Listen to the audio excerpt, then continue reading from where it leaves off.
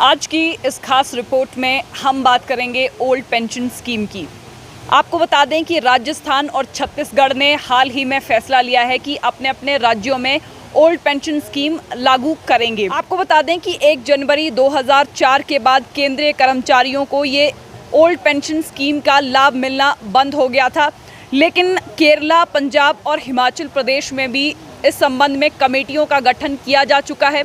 लेकिन ये old pension scheme ज़रूरी क्यों है, इस पर हम बात करेंगे। बात करने के लिए आज हमारे साथ न्यू पेंशन कर्मचारी महासंघ के अध्यक्ष प्रदीप ठाकुर भी हैं और भरत जी भी हमारे साथ हैं। आज समझने की कोशिश करेंगे कि आखिर ओल्ड पेंशन स्कीम ज़रूरी क्यों। सर, सबसे पहले आपसे जानना चाहूँगी, ओल्ड पेंशन स्कीम को लेकर हम बात करें, ये ज़रूरी क्यों?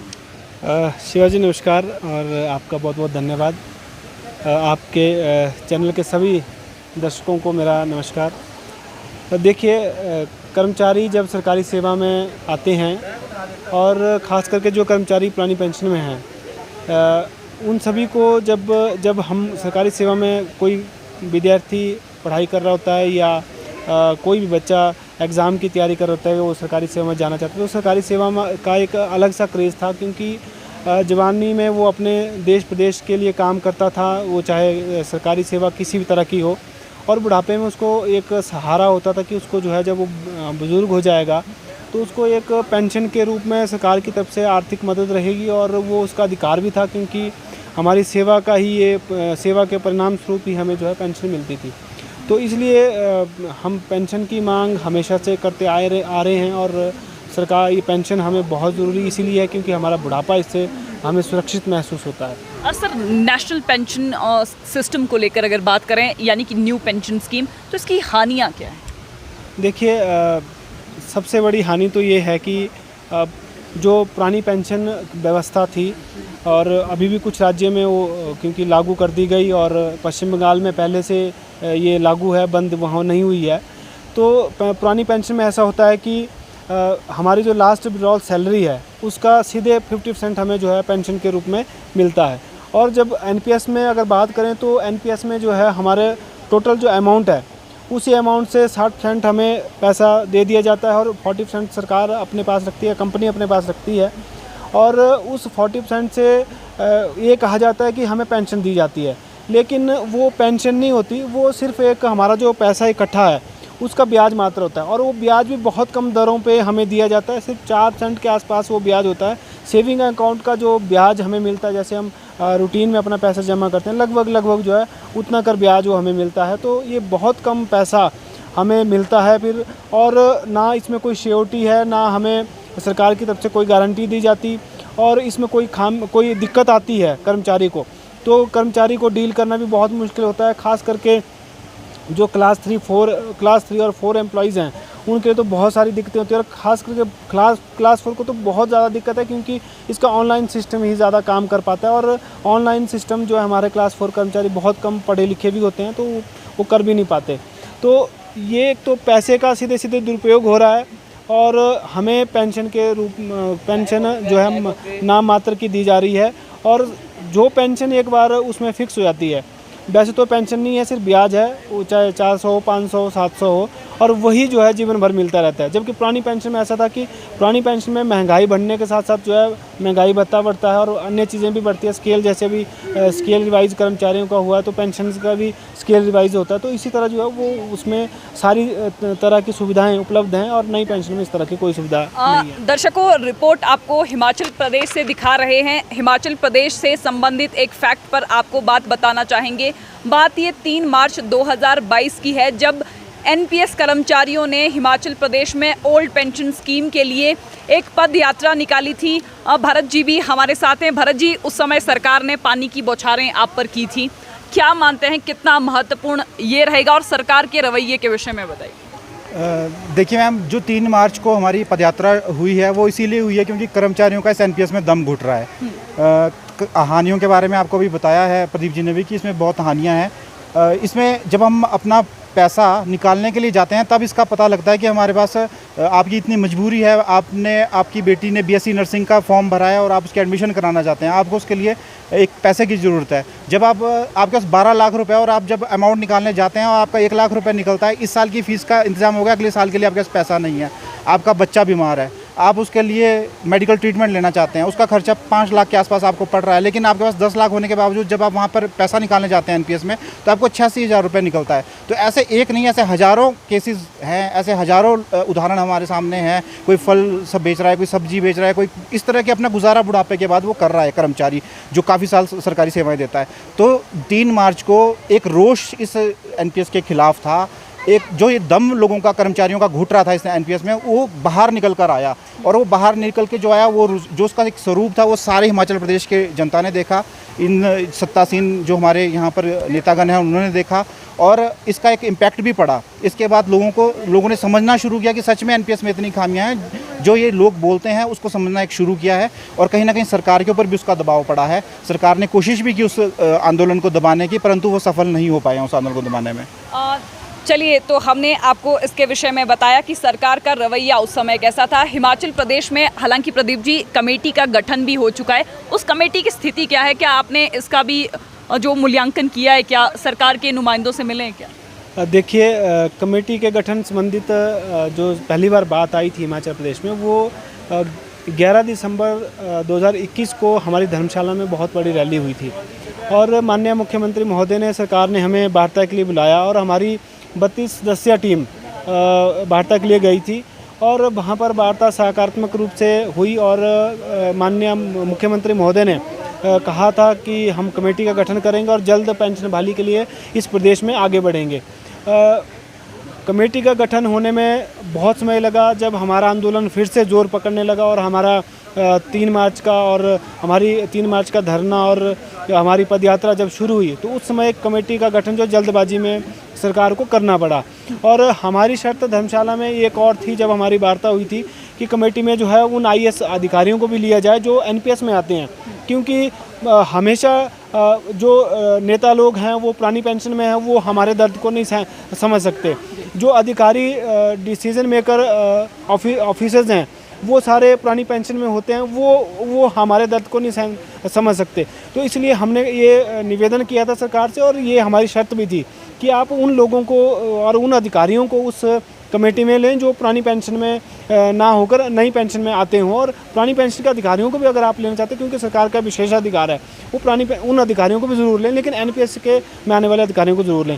साथ ही हमने ये भी एक शर्त रखी थी कि उस कमेटी में एनपीएचसीए जो हमारा संगठन है, पूरे प्रदेश में नंबर 1 संगठन, सबसे मजबूत संगठन है, सबसे बड़ा संगठन, इस संगठन के पदाधिकारियों को भी लिया जाए और इसमें जो है कम से कम 2 पदाधिकारी हमारे ज़रूर उस कमेटी में हो।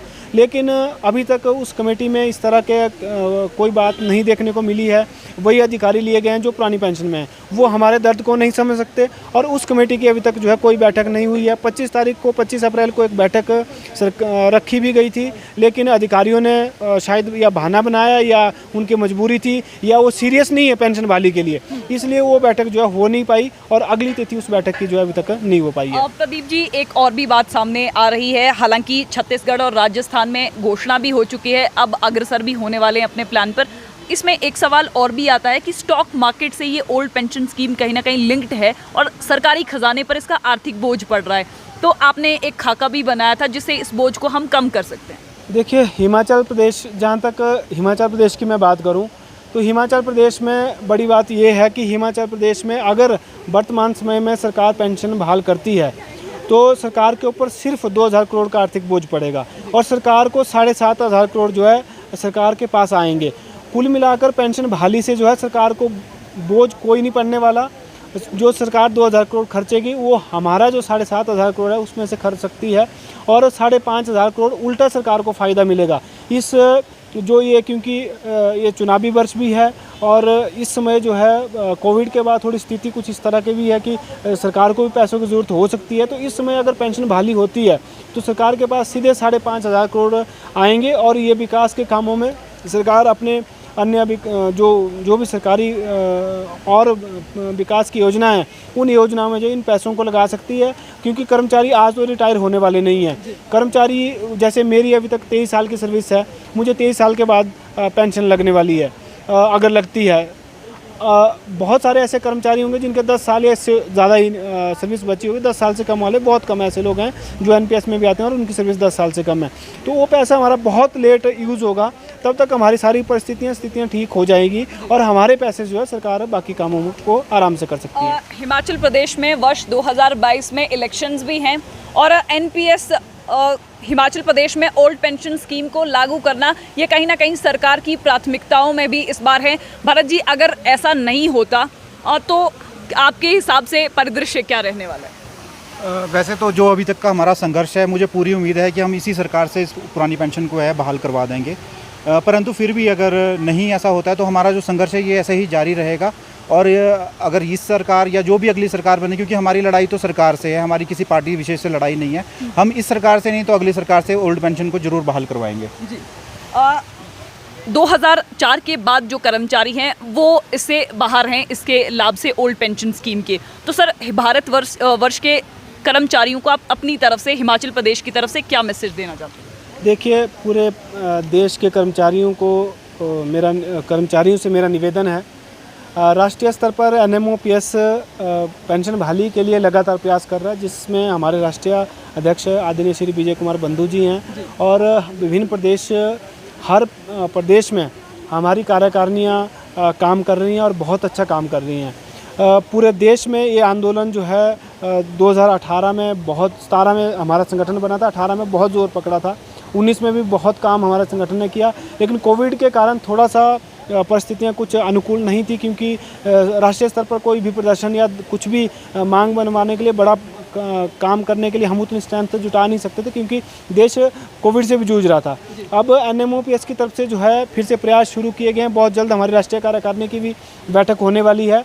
मेरा पूरे देश के सभी कर्मचारियों से ये निवेदन रहेगा कि एनएमओपीएस के साथ जुड़कर पुरानी पेंशन बहाली के लिए एनएमओपीएस का साथ दें।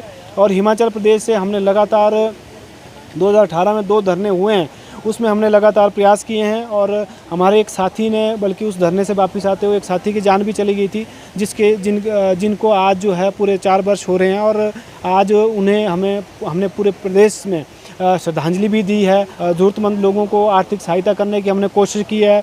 हॉस्पिटल्स में मरीजों को फ्रूट बांटे हैं, अन्य कैंडल मार्च या कुछ और तरह के कार्यक्रम हमने किए हैं, ताकि हम उस शख्स को याद करके इस जो हमारी पेंशन बहाली की मुहिम है, इसमें हमें हमेशा उनकी याद को भी ताज़ा करें, उनको श्रद्धांजलि भी दें और इस मुहिम के प्रति जो लोगों का जुड़ाव है वो भी जो है सामने दिखें।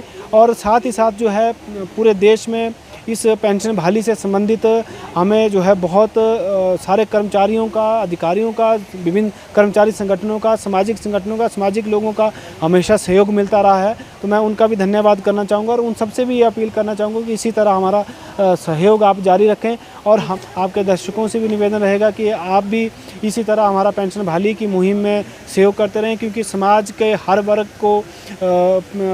को इससे जो है लाभ मिलेगा।